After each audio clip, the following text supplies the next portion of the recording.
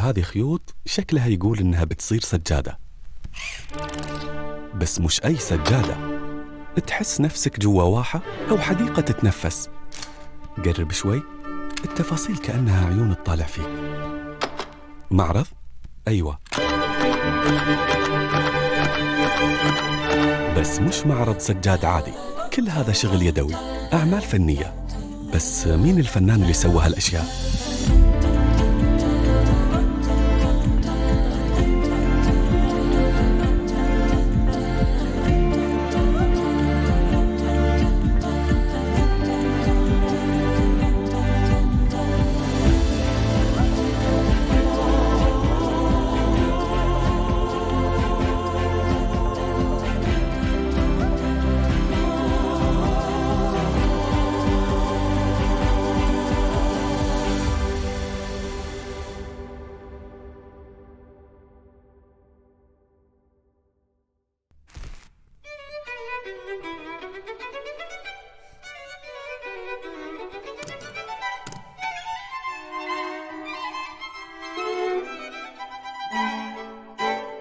Amina, for me, she's a storyteller whose medium is art.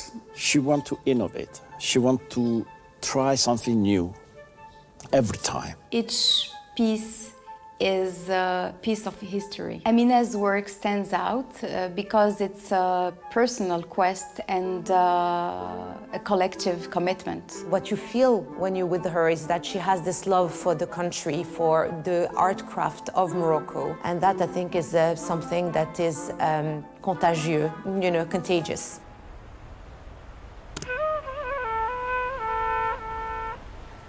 في المغرب كل شيء يشبه الفن، من الشوارع لسماء المدينة.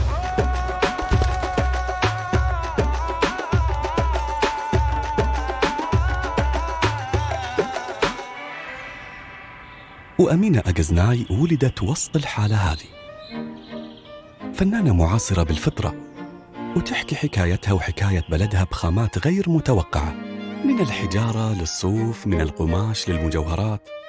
أصداء قصتها وصلت للعالم، بس البداية كانت من هنا، من كازابلانكا.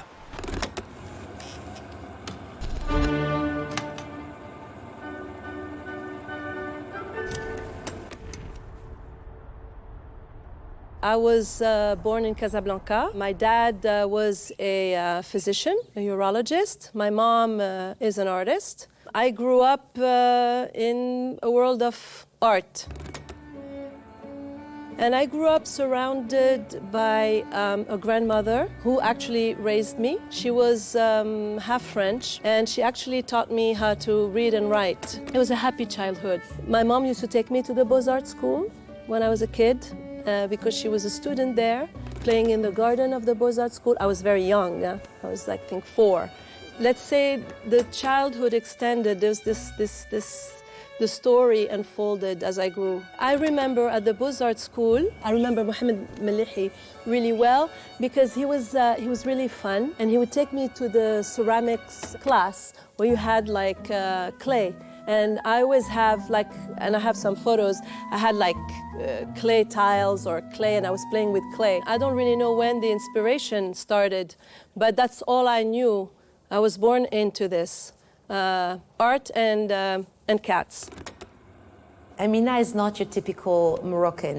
First of all, she's the daughter of an artist. She grew up in a home full of art, full of artists coming around. She had the chance of parents letting her go to study in Washington. She's an architect of formation, so she's trained as an architect, so she projects herself in rooms, and she can really deconstruct everything she does. After I graduated in Washington, D.C., I went to work in New York for an architectural firm. Well, I spent about 7 years in New York working as an architect, managing projects. And actually, I wanted to hug my building, the building I had managed, project managed. And that's important because that meant I wanted to reduce the scale of the work I was involved in, and that's why I decided I wanted to design jewelry and produce jewelry. That was this shift, that happened to me at some point where I figured that I didn't want to work on such large-scale projects, which is funny enough, I make large-scale installations now. I had started taking jewelry classes in New York, night classes, constructing en miniature in a small scale. And I like that. It's like gathering all these elements, but still keeping an architectural state of mind, actually. And that's when I was like, well, maybe it's time to go home. عودتها للمغرب كانت إعادة اكتشاف، بس مش لنفسها لكن للناس. بدأت الرحلة من باب تصميم المجوهرات، لكنها فتحت بوابة أوسع، مش بس لعالم الفن المعاصر، لكن لأشياء أخرى أكثر إبداعاً وجمالاً. My whole career, my whole path is not planned. It was I wanted to get home. This I knew from my gut. Then I wanted to design jewelry. So what happened at that time, because my mom at the Beaux-Arts school, they used to have these field trips. My mom was driving and she's like, okay, we're going to go to all the places. And so you can start buying pieces of jewelry. The first collection was like a personal journal of like me coming back to Morocco from the US. I started collecting from this souk to this souk to this market. I was very lucky because I met Mahassin Nader, who was the curator of the first design exhibit, Moroccan design exhibit, that was going to be exhibited at l'Institut du Monde Arabe dans le temps du Maroc en France. And she said to me, why don't you show your work, your jewelry? So this first collection was shown for the first time in France.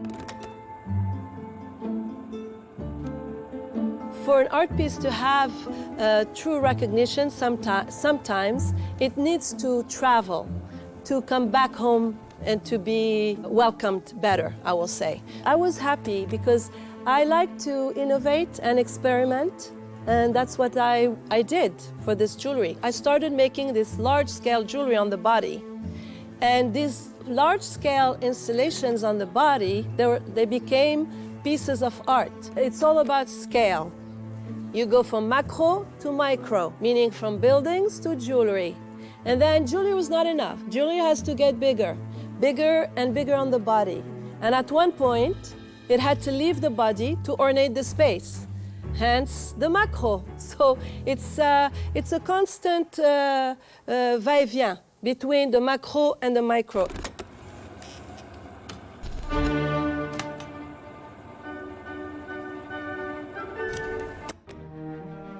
في لحظات تحس إن كل تفصيلة كنت تسويها تجهزك لحاجة أكبر، وهذا بالضبط اللي حصل مع أمينة.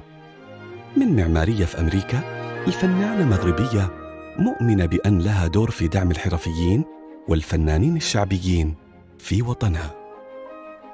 First, she started with the Ministry of Handicraft, the Moroccan Ministry of Handicraft, and she was hired as a coach to empower the craftsmen from all over Morocco. This is how she started to learn about the different techniques in jewelry, tapestry, ceramics, and so on. And little by little, she started to integrate, in a way, their motifs, their histories in her own creative process. Ministry of Handicraft, they had asked me to animate workshops with the first workshop was with woodworkers and to create a jewelry collection. This was in Essaouira. So as you see, this is how things happen. So I started meeting artisans. I started accompanying these artisans to create, very humbly, new works so their products are more innovative on the market and so they can find new markets. In the architectural practice, you learn to create a team. You need that. In my practice, I have this team. There's like a support system. C'est des petits mondes like this.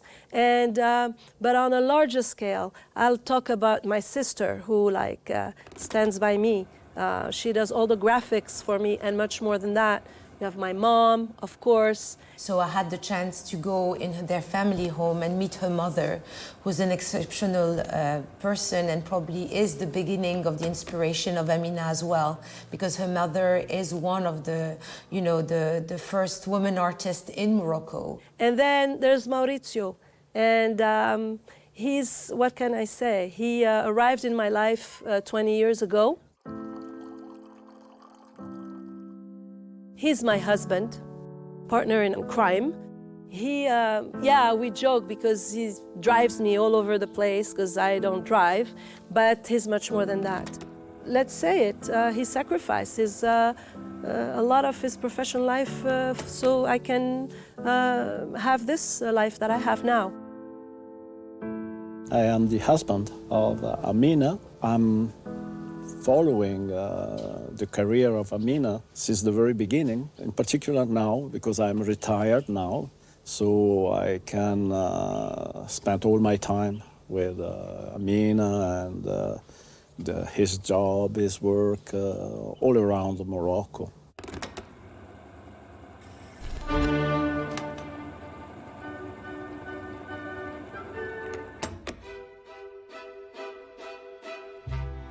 أمينة أبدعت في تصميم المجوهرات، لكن فضولها وحبها للتجريب خذوها لأبعد من كذا. صارت تشتغل بأي نوع من الخامات اللي ممكن تتخيلها، ومن هنا انفتحت قدامها عوالم جديدة، وأهمها كان عالم الصوف. The world of wool and its wonders. But how did I start? I decided at one point that I wanted to hand crochet the jewelry. I wanted to make textile jewelry, soft jewelry, because I was thinking, again, for practical reasons, how can I make large-scale jewelry but be light enough for people to wear? And I was like, textile, of course. So because I talk about the artisan as well, hand crocheting these pieces of jewelry in sabra. Sabra is silk, viscose thread that is usually used for the embroideries on kaftans. I like to take a material and use it for another purpose. So we made this jewelry. Parallel to that, I was asked by the Ministry of Handicraft to animate workshops for women weavers, rug weavers, all over Morocco. And that's my love, where my love for textile, for the crafted wool started. Because it's much more than just the product. It's about the material, how it's produced, how it's dyed, how it's مغزول, etc. And also it's about what happens behind the loom. As a person, I've met her during the first exhibition of Makal when they opened in Marrakesh in 2018. And she had done for them this incredible installation where she took on this full room. And basically you could see from, her architectural background to her jewelry design to basically working with the wool. And now obviously her works evolve with everything that she's worked with.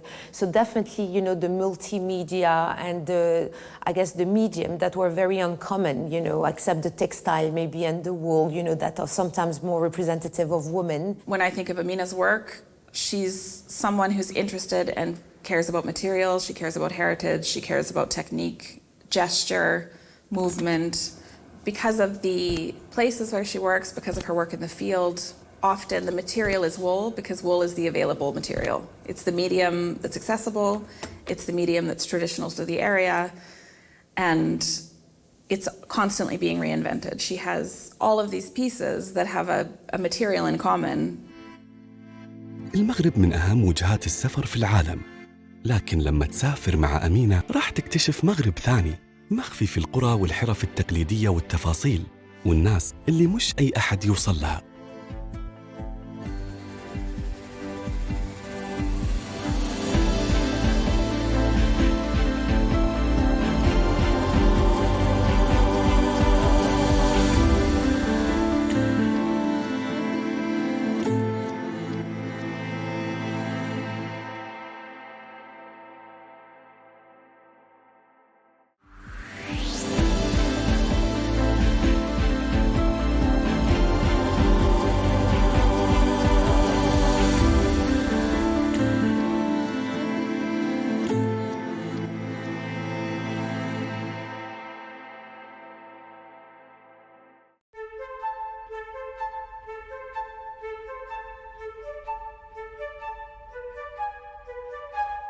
I'm a super curious person. My curiosity I have to feed it. That's why I love the rural areas, because that's where I still have surprises. And that's where I'm meeting people with interesting worlds. And these people become friends.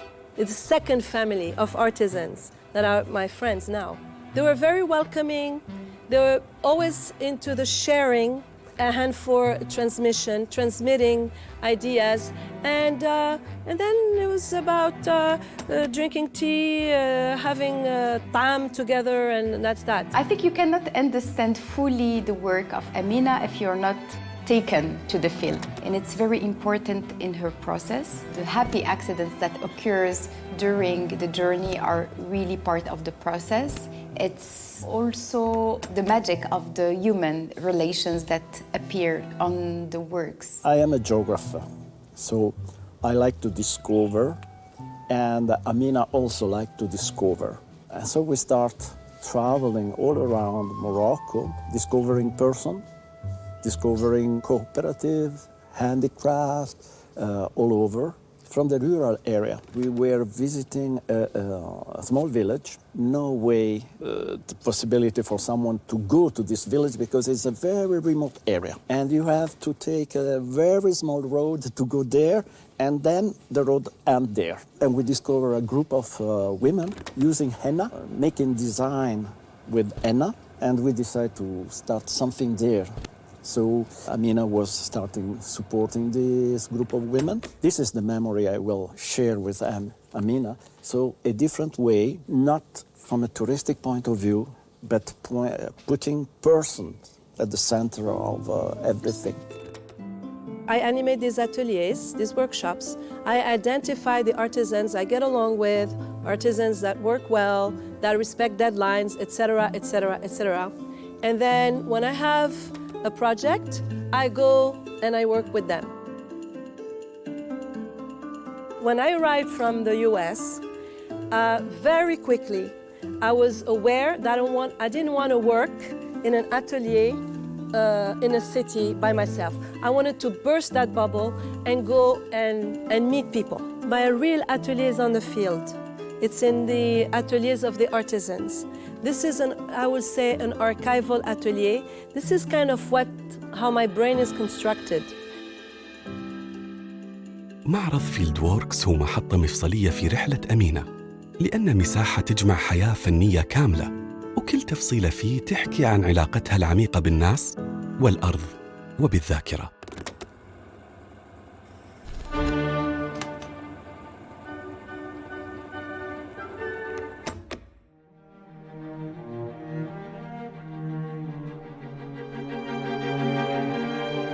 The exhibition in Marrakesh at the Loft Art Gallery, Fieldworks, is very dear to my heart. My gallerist, very patient with me.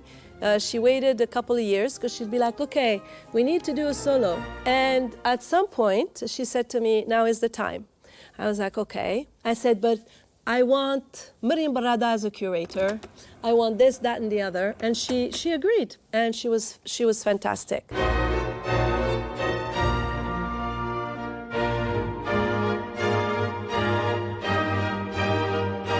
I wanted the show to be a strong immersion in the matter, which is central in Amina's approach, because she really sculpt, use, weave the matter for different scales and techniques. Miriam, who has been, I would say, a guardian angel. She's been following me.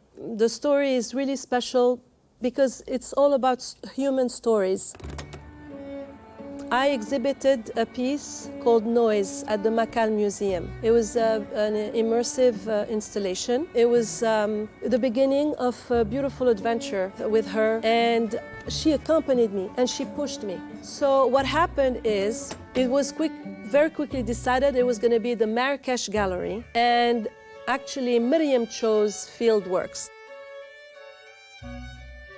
In the ground floor, it was very important to have this henna tint installations, and if you see them from far, you can also see kind of landscape through the modular units that Amina uses in her work. She basically works in modular unit, which can function collectively, but also individually. So there are the shuk, snessel, the awinat that you will sometimes find individually, but also that function in a whole, such as waha, for instance, kind of oasis in the middle of the desert, but also in the middle of the exhibition. On one side, you have these veils that are called secrets of the adghar. And the adghar is it's a veil, a bridal veil, that young brides wear on their wedding. It's also handmade with wool, so it's dafs, as we say, and then you have this talismanic kind of motif in henna. Then on the other wall you have awinet, small little eyes. Very first work of Amina's that I saw in person was Awinet, which is the first piece in this exhibition when you come to the right, that was originally crocheted around stones that she found on a beach, and she removed the stones. There's some mirrors that have been replaced placed into these crocheted forms. Also on this ground floor is the work I did with some artisans in Fumsgid, and they're called portals. They're made out of raffia, and they're like replicas of doors, I would say replicas, my own interpretation of what doors are. As we're going up to the first floor, through the stairs, Miriam, the curator, decided that it was important to show certain places where I have worked. Those are cities, little villages, towns that I'd never heard about, I'd never been.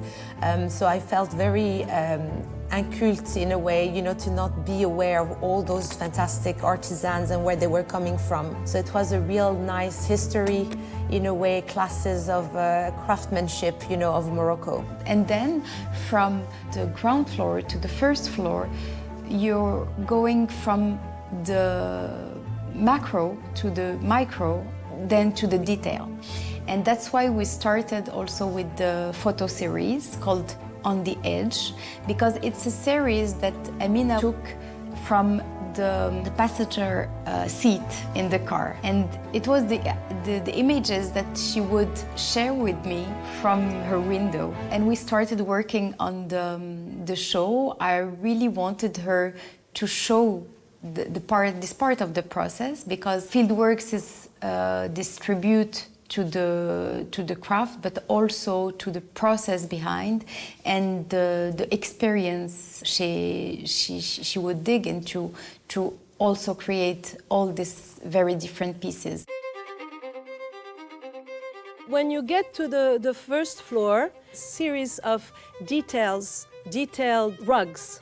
And this is an architectural approach where I took just samples. I would zero in on a rug, and I would tell the artisan, this is the detail that I want. So those are details, what you see. And what's super important is the size. It's called draf. On the right-hand side, first, the curator wanted to do is to link the bottom floor with the top floor by having a large-scale installation, which is ankabut. And then behind, you have what I call the bestiaire, my little monsters, my little beasts. And what are they? They're actually remnants of old stools or window displays. They used to be functional objects. And the idea, which I always had, was like, how do I make a functional object no longer functional? So this wall behind me is a secret entry in Amina's head and heart, I would say also. It's the different techniques. She has been working very closely with the craftsmen from all over the country. So you'll find embroidery, ceramics, but they are like ceramics pieces who are also jewelry pieces. So the idea here was to make this craftsmen go in places where they would never go. For instance, a jewelry maker with a ceramist, a palm tree weaver, an embroiderer. So it was important for me to show this part of the work because the process is very instrumental to understand the whole approach. Beads of tiznit, which is in the southern part of Morocco. I wanted to catch the DNA of the types of silversmithing in tiznit. I had asked each artisan that I knew that had a different practice to create these beads. I wanted them to just create. So what the particularity of this installation is that you see the names of the artisans on the wall because it's a co-creation. I could say in 2024, 25, small portion of what's being produced at Tiznit is on that table. I find with Amina's work is that it's always emotional collaboration. There's a mutual respect of the process. She always finds this common ground and really does her best to sort of like liberate the movements of tradition while still respecting them. She's really an inspiration, and she has been working for so many years in very remote places with anonymous people, making them empowered and pride about what they're doing, and also thinking about their economy. I wish us many more collaborations with 154, with Africa, with the world. I want to be part of her next, travel around the different provinces of Morocco and be definitely more aware of all the beautiful artisans' work that she is, highlighting in her work. أمينة أكزناي مش بس فنانة، هي صوت يربط بين التراث والمعاصرة، بين المرأة والفكرة، بين الحرفة والروح. وكل عمل تقدمه عبارة عن حكاية نسجت خيوطها أيادي مغربية تعبر عن وجودها وتدعوك لاكتشافها.